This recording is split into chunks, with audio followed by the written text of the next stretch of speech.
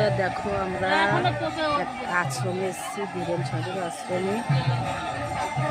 কত লোকজন এসছে দেখো সবাই।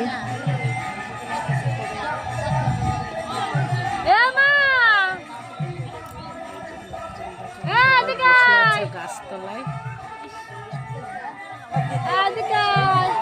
ম্যান থাক না, কি আছে তা। এই যে সবাই আমরা গাছের তলায় বসেছি, ছয় খুব হাওয়া হচ্ছে। দেখো মাঠ পাশে,